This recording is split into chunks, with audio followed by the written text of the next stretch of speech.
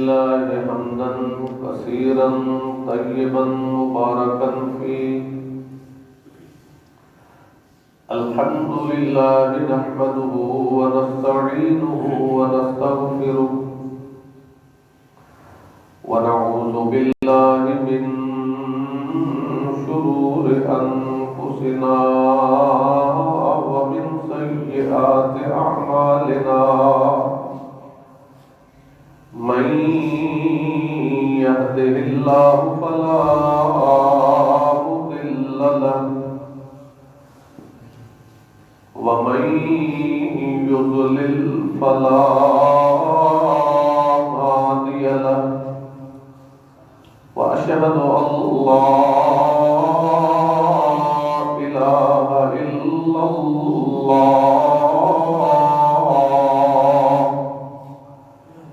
وحده لا شريك له. وأشهد أن محمدا عبده ورسوله. أما بعد فإن خير الحديث كتاب الله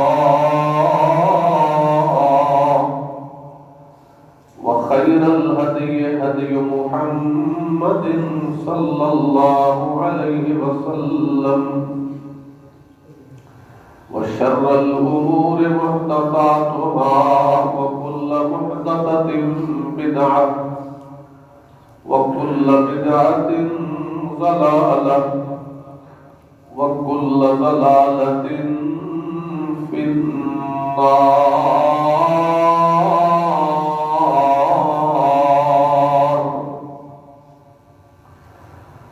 اللهم صل على محمد وعلى آل محمد كما صليت على إبراهيم وعلى آل إبراهيم إنك حميد مجيد. اللهم بارك على محمد وعلى آل محمد كما باركت على إبراهيم وعلى آل إبراهيم إنك حميد مجيد.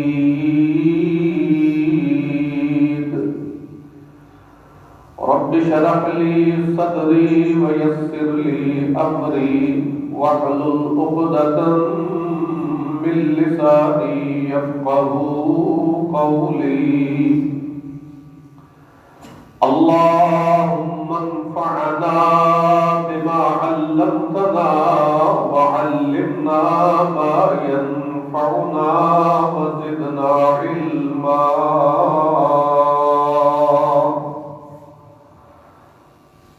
أعوذ بالله السميع العليم من الشيطان الرجيم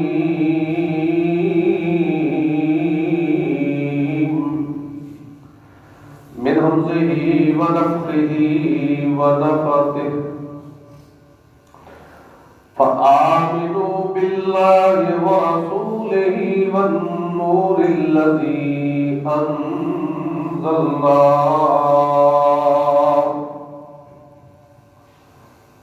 والله بما تعملون خبير.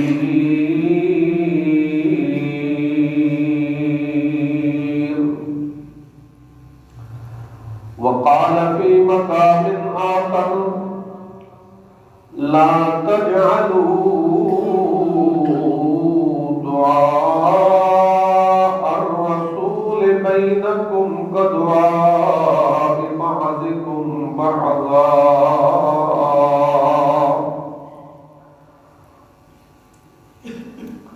وقال النبي صلى الله عليه وسلم والذي نفس محمد بيده لا يسمع بي أحد من هذه الأمة يهودي ولا نصراني ثم يموت ولم يؤمن بالذي أرسلت به إلا كان من أصحاب النار۔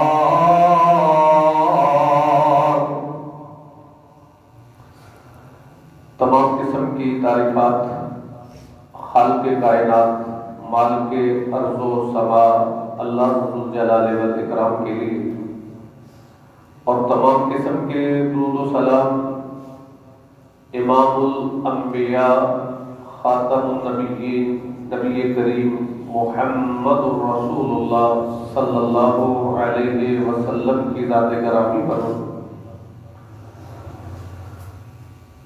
معزز سامعین کرام،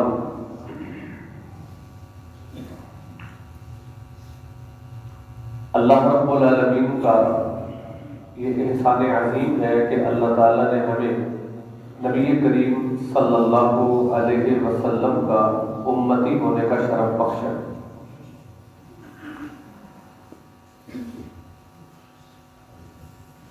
آج کے اس خطبہ جمعہ میں رسول کریم صلی اللہ علیہ وسلم کے ہمارے اوپر کیا حقوق ہیں، چند گزارشات آپ احباب کے سامنے رکھوں گا۔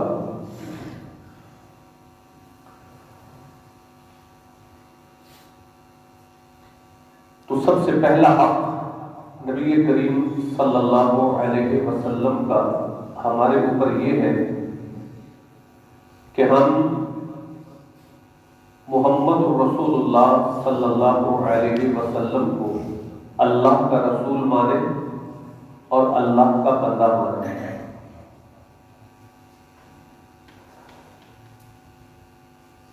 اگر کوئی شخص رسول اللہ صلی اللہ علیہ وسلم کو بہت احترام بھی کرتا ہے، محبت بھی کرتا ہے، ہر طرح کی قربانی بھی دیتا ہے، لیکن اگر وہ رسول اللہ صلی اللہ علیہ وسلم کو رسول نہیں مانتا تو اس کی اس محبت، اس کی اس قربانی یا اس کے تعلق کا اسے کوئی فائدہ نہیں ہوگا،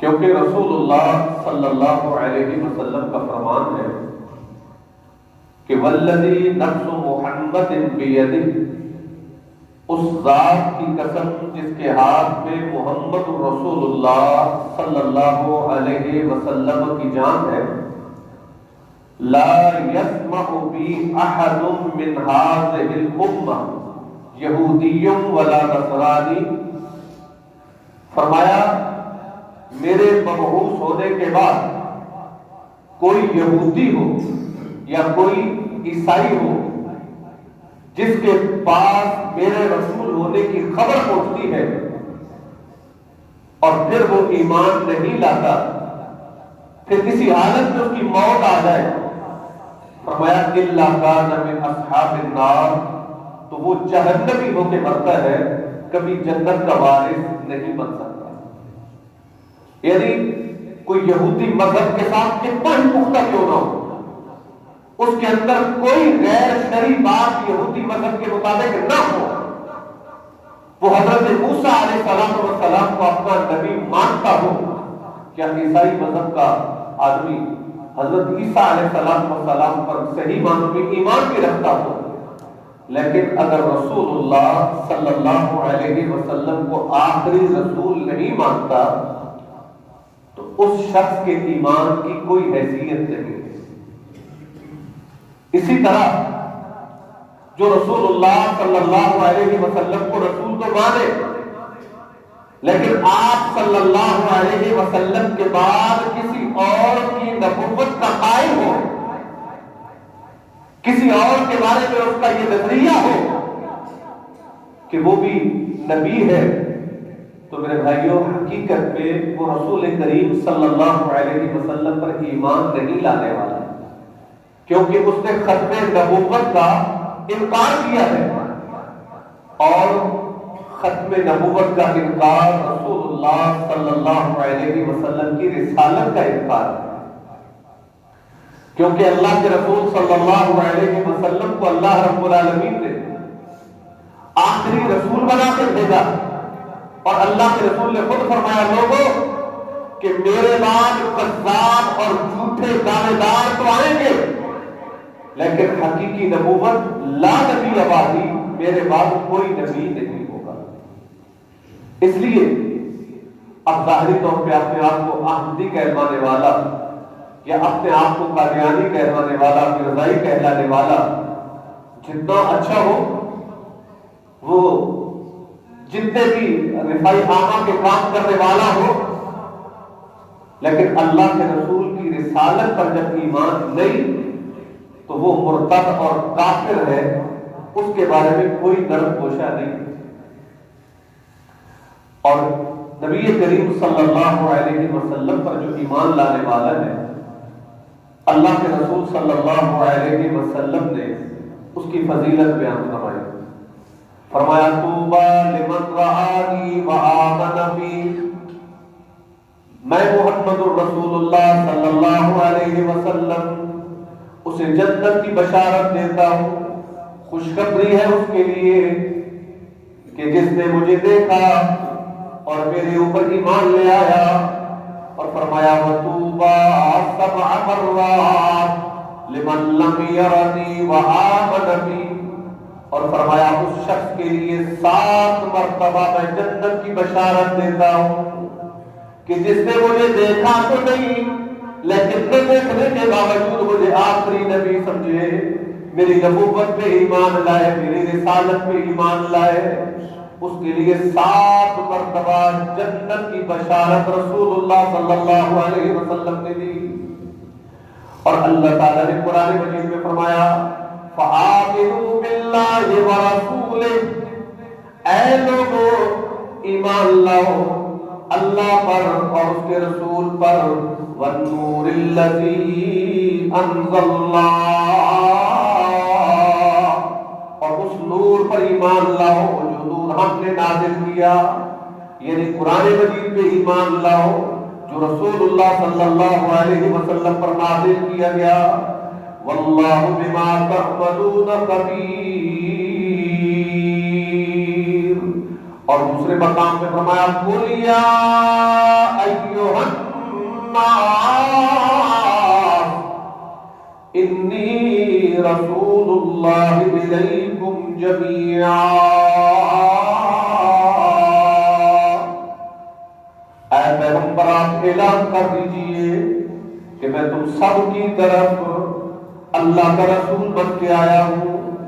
الذی لہ ملک السماوات والارض، اس اللہ کا رسول بن کے آیا ہوں جس کے لیے زمین و آسمان کی بادشاہت ہے۔ لا الہ الا ہو، اس اللہ کے علاوہ کوئی معبود برحق نہیں۔ یحیی و یمیت، زندہ کرنے والا بھی ہو مارنے والا بھی ہو۔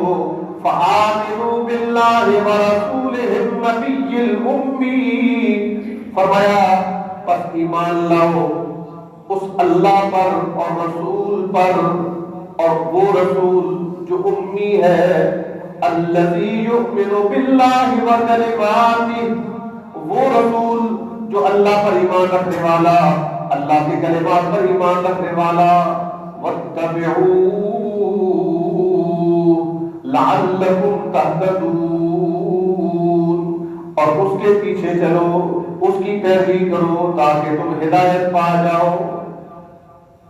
اور یاد رکھنا کہ جس طرح رسول اللہ یعنی محمد صلی اللہ علیہ وسلم کا وصف ہے نا کہ وہ اللہ کے رسول ہیں، اسی طرح محمد صلی اللہ علیہ وسلم کا یہ وصف ہے کہ وہ اللہ کے بندے ہیں۔ اللہ کے رسول نے فرمایا خود لوگو لا تطرونی کما اطرت النصارى عیسی ابن مریم، میرے بارے میں ایسے غلو نہ کرنا جیسے عیسائیوں نے حضرت عیسیٰ بن مریم کے بارے میں غلو کیا۔ انہوں نے کیا کہا؟ انہوں نے حضرت عیسیٰ علیہ السلام کی محبت میں آ کے حضرت عیسیٰ کو اللہ کا بیٹا بنا دیا۔ فرمایا لا تطرونی کما اطرت النصارى عیسی ابن مریم، میرے بارے میں ایسے غلو نہ کرنا۔ فرمایا فقولوا انا عبد اللہ ورسولہ، میرے بارے میں یہ عقیدہ رکھنا کہ میں اللہ کا بندہ ہوں اور اس کا رسول ہوں۔ اس لیے اللہ تعالیٰ نے جہاں اپنے نبی کی شان کی بیان کی نا، فرمایا سبحان الذی اسری بعبدہ لیلا من المسجد الحرام الى المسجد الاقصى الذی بارکنا حولہ۔ سبحان الذی، پاک ہے وہ ذات جس ذات نے اسری بعبدہ، اپنے بندے کو چلایا۔ اب یہاں رسول اللہ کی شان ہے کہ اللہ کے رسول کے واقعہ اسراء اور معراج کا تذکرہ ہو رہا ہے، لیکن اللہ تعالیٰ نے اپنے پیغمبر کا یہی وصف بیان کیا، اسری بعبدہ، جس نے اپنے بندے کو چلایا۔ تو رسول اللہ صلی اللہ علیہ وسلم اللہ کے بندے ہیں اور اللہ کے رسول ہیں۔ یہ ہے نبی کریم صلی اللہ علیہ وسلم کا حق۔ جب پھر رسول مان لیا نا، پھر دوسرا حق یہ ہے کہ رسول اللہ صلی اللہ علیہ وسلم کی تعظیم اور اللہ کے رسول کی توقیر، آپ کا پورا احترام۔ اللہ اکبر۔ اور اس احترام میں سب سے پہلی بات جو قرآن مجید نے بیان کی، فرمایا لوگو لا تجعلوا دعاء الرسول بینکم کدعاء بعضکم بعضا۔ جب رسول اللہ کو مخاطب کرو تو ایسے مخاطب نہیں کرنا جیسے آپس میں ایک دوسرے کو مخاطب کرتے ہو۔ یعنی رسول اللہ صلی اللہ علیہ وسلم کا احترام کہ آپس میں جیسے آپس میں بات چیت کرتے ہو نا، ایسے اللہ کے رسول کے ساتھ بات چیت بھی نہیں کرنی، احترام کے ساتھ بلانا ہے۔ اور جہاں رسول موجود ہو، فرمایا یا ایھا الذین آمنوا لا ترفعوا اصواتکم فوق صوت النبی، اے ایمان والو اپنی آوازوں کو اللہ کے رسول کی آواز سے بلند نہ کرو، ولا تجہروا له بالقول کجہر بعضکم لبعض ان تحبط اعمالکم وانتم لا تشعرون۔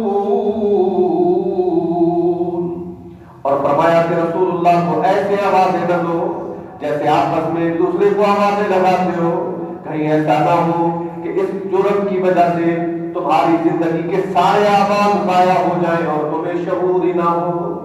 گویا کہ اللہ کے رسول کی گستاخی، بے ادبی اتنا بڑا عمل ہے، اتنا بڑا نعوذ باللہ گناہ ہے کہ اس وجہ سے زندگی کے سارے اعمال غارت ہو سکتے ہیں۔ مجھے تو دکھ ہوتا ہے، عجیب بات ہے کہ جہاں رسول اللہ موجود ہو نا، وہاں صحابہ اپنی آواز بھی بلند نہیں کرتے تھے۔ جب یہ آیت کریمہ نازل ہوئی نا، اللہ اکبر، تو ایک صحابی ہے حضرت ثابت بن قیس رضی اللہ تعالیٰ، اللہ تعالیٰ نے ویسے ہی ان کا آواز اور لہجہ ایسا دیا تھا کہ جب بات کرتے تو ان کی آواز سب سے بلند ہوتی۔ جب یہ آیت کریمہ نازل ہوئی، اللہ کے رسول کی مجلس میں آنا چھوڑ دیا، گھر میں مغموم اور پریشان بیٹھے ہیں۔ اللہ اکبر۔ رسول اللہ صلی اللہ علیہ وسلم نے فرمایا پوچھو یہ ثابت کہاں ہے، آج تک مجلس میں نظر نہیں آتے۔ جب صحابہ گئے پوچھا، اللہ اکبر، عرض کرنے لگے کہ دیکھیں یہ اللہ تعالیٰ نے جب سے حکم نازل کر دی ہے نا کہ یا ایھا الذین آمنوا لا ترفعوا اصواتکم فوق صوت النبی، کہ اپنی آواز کو اللہ کے رسول کی آواز پہ بلند نہ کرو، اس کے بعد میں یہ سمجھتا ہوں کہ یہ آیت کریمہ میرے بارے میں نازل ہوئی ہے، میں اللہ کے رسول کی مجلس میں جانا چھوڑ دیا۔ اللہ اکبر۔ جب رسول اللہ صلی اللہ علیہ وسلم کو پتہ چلا، اللہ کے رسول نے فرمایا اس کو جا کے بتاؤ تو جنتی ہے۔ اللہ اکبر۔ یعنی رسول اللہ سب کا احترام تھا نا دل میں، تو اللہ کے رسول نے اپنی نبوت والی زبان سے جنت کی بشارت دنیا میں دے دی جب دل میں اللہ کے رسول کا احترام تھا۔ اللہ اکبر۔ اچھا آج ہمارے کیا ہے، میں ایک سوشل میڈیا پہ اشتہار دیکھ رہا تھا عید میلاد النبی کے بارے میں، اور اس میں درمیان میں پڑھا کر کے مہمان خصوصی محمد الرسول اللہ صلی اللہ علیہ وسلم، ذرا اندازہ لگائیے کہ آج ہماری مجلس میں اس کا مطلب کیا ہے کہ مہمان خصوصی کون تھی؟ وہ محمد الرسول اللہ صلی اللہ علیہ وسلم۔ میرے بھائیوں، یا تو اس عقیدے کا اگر واقعی تمہارا یہ عقیدہ ہے تو ذرا بتائیے کہ اللہ کے رسول کی موجودگی میں کوئی امتی تقریر کر سکتا ہے، کوئی امتی نماز پڑھا سکتا ہے؟ کیا یہ ادب کے خلاف نہیں؟ حضرت ابوبکر صدیق رضی اللہ تعالیٰ عنہ کو اللہ کے رسول نے خود امامت پہ کھڑا کیا، لیکن جب رسول اللہ صلی اللہ علیہ وسلم آئے، ابوبکر صدیق پیچھے ہونے لگے، اللہ کے رسول نے روک دیا اور ان کے ایک طرف آ کے بیٹھ گئے۔ یعنی جن کو اللہ کے رسول نے خود کھڑا کیا وہ بھی اتنی جرأت نہیں کر رہے کہ اللہ کے رسول آئے اور پھر وہ مصلی امامت پہ ہوں۔ اللہ اکبر۔ لیکن کیا کریں، اللہ تعالیٰ معاف فرمائے کہ یہ اللہ کے رسول کے بارے میں کیا ہے، غلو ہے، اور یہ کوئی ادب اور احترام نہیں میرے بھائیوں۔ دیکھیے ذرا غور کیجیے، بلکہ الحفیظ والعلماء جب بنیاد غلط ہو، ایک مولوی صاحب سے کسی نے یہی پوچھا کہ جب اللہ کے رسول آپ کی مجلس میں موجود ہوتے ہیں تو پھر آپ نماز کے لیے آگے کیوں ہوتے ہیں؟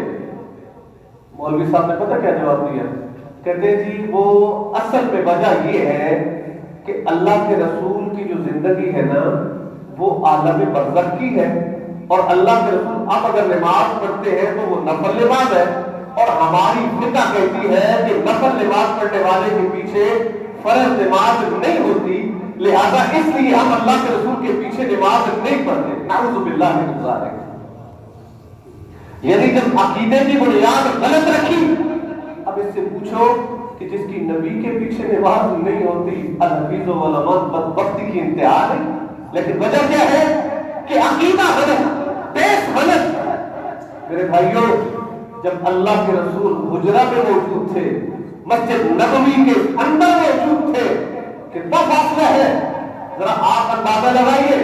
جو جاتے ہیں آج بھی وہاں حج عمرے کے لیے، مسجد نبوی کی زیارت کے لیے، اللہ کے رسول نے اس مقام کے بارے میں فرمایا نا کہ ما بین بیتی و منبری روضۃ من ریاض الجنہ، کہ جو میرے گھر سے اور منبر کے درمیان کا فاصلہ ہے یہ جنت کے باغیچوں میں سے باغیچہ ہے، وہاں سبز رنگ کا کارپیٹ ہے۔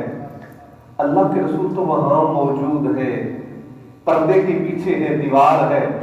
اللہ کے رسول ابھی بیماری کے ایام میں ہے، اور نمازیں کون پڑھا رہا ہے؟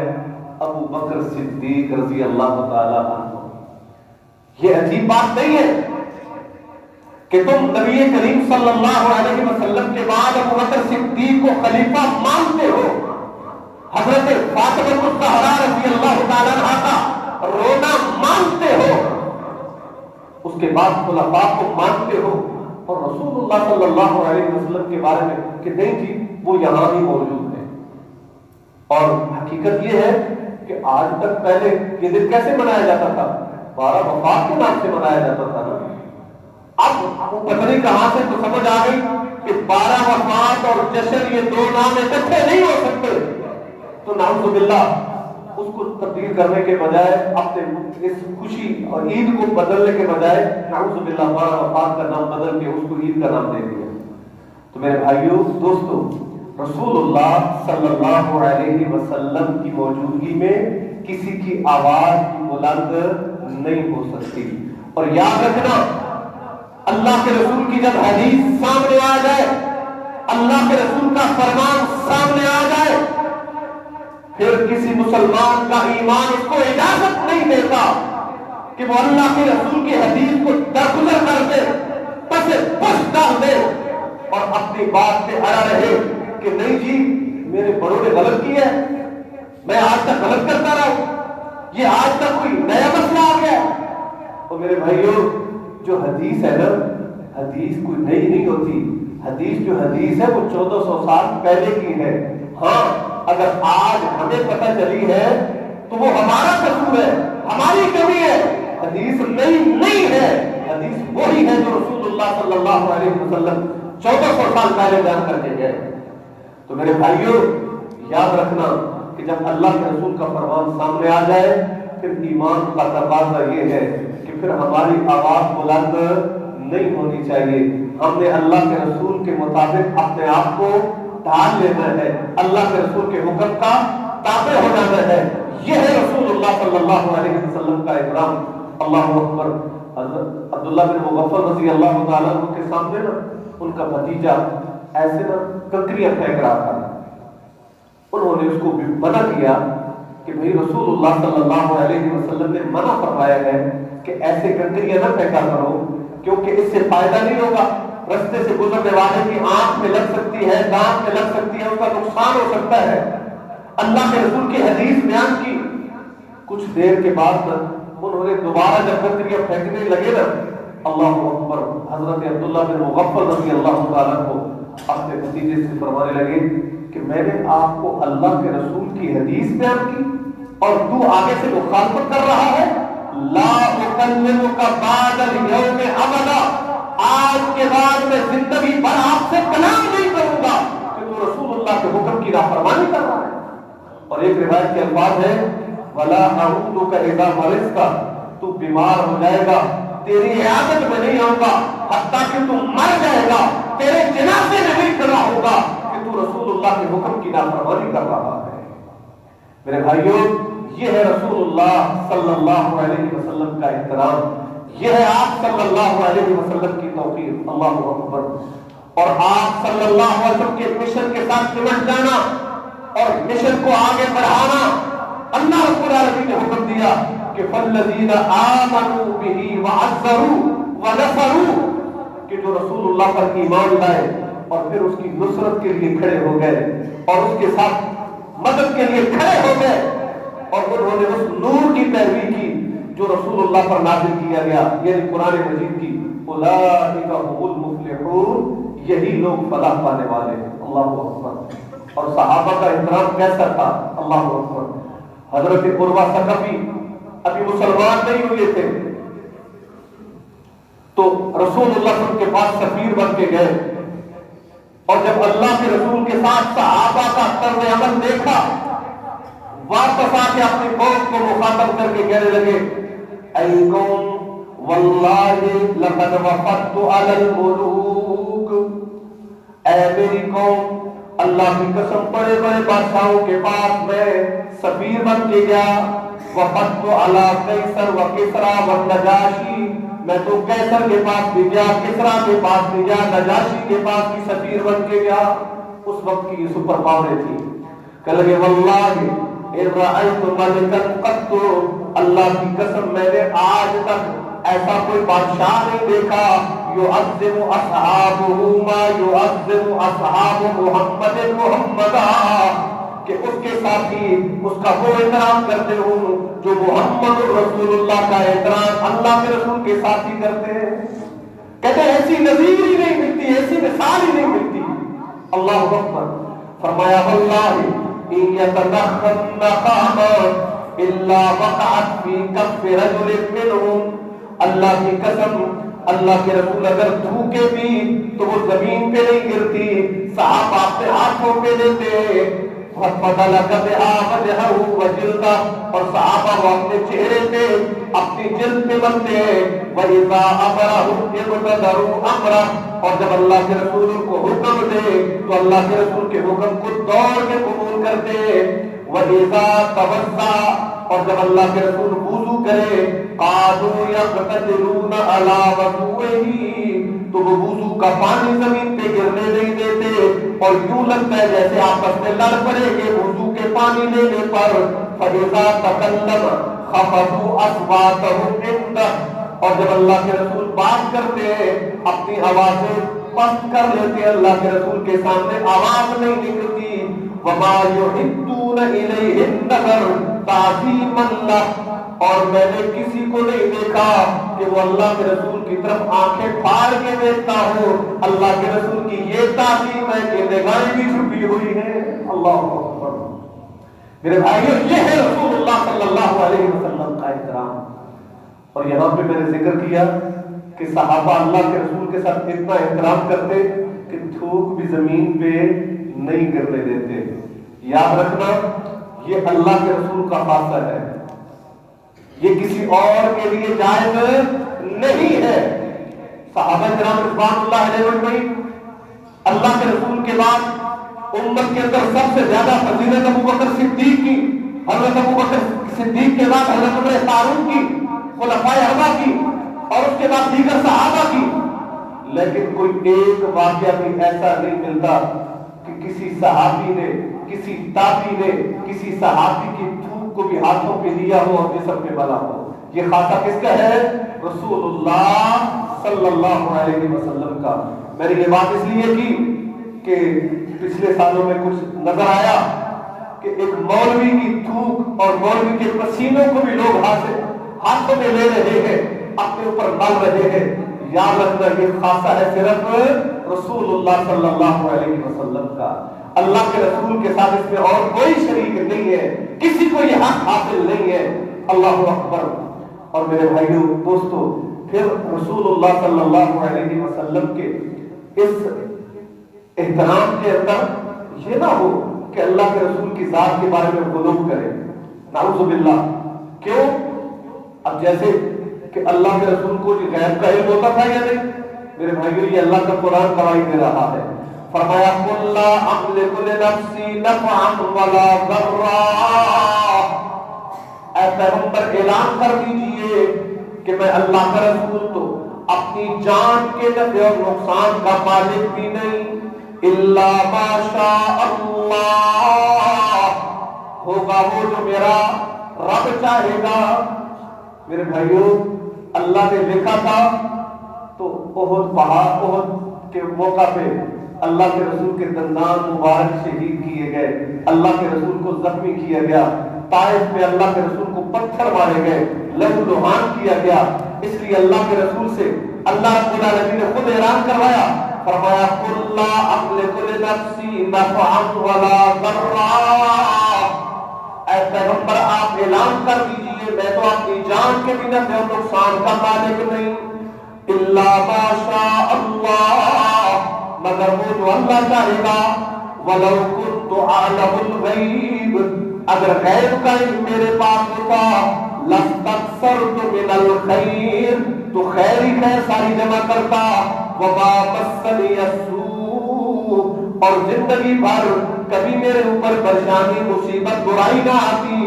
ان انا الا نذیر وبشیر لقوم یؤمنون. فرمایا میں صرف ایمان والوں کے لیے نذیر بن کے آیا، بشیر بن کے آیا. اللہ کے عذاب سے ڈرانے والا ہوں، اللہ کی جنت کی بشارت دینے والا ہوں. اللہ اکبر. اور دوسرے مقام پہ فرمایا قل لا اقول لكم انی خزائن اللہ. اے پیغمبر آپ اعلان کر دیجئے کہ آپ کہہ دیجئے کہ میں یہ نہیں دعویٰ کرتا کہ اللہ کے خزانوں کا مالک میں ہوں. ولا اعلم الغیب. اور نہ میرا یہ دعویٰ ہے کہ میں غیب کا علم جاننے والا ہوں. ولا اقول لكم انی ملک. اور نہ میں یہ کہتا ہوں کہ میں فرشتہ ہوں. فرمایا لوگوں ان اتبع الا ما یوحى الی. بس میں تو اسی کی پیروی کرتا ہوں جو اللہ وحی کرے. غیب کی وہی بتاتا ہوں جو اللہ وحی کے ذریعے مجھے بتا دے. اور نفع اور نقصان وہی رہنمائی کرتا ہوں جو میرا رب مجھے وحی کے ذریعے بتا دے. قل هل يستوي الاعمى والبصير افلا تتفکرون. تو یہ رسول اللہ کی تعظیم، لیکن غلو نہیں. اللہ کے رسول نے غلو سے منع کر دیا اور یہ تو اللہ کے رسول کی بے ادبی نہیں. انشاءاللہ بقیہ گفتگو آئندہ ہوگی. اللہ تعالیٰ سے دعا ہے کہ اللہ تعالیٰ ہمیں سمجھنے اور عمل کرنے کی توفیق عطا فرمائے. وآخر دعوانا ان الحمد للہ رب العالمین.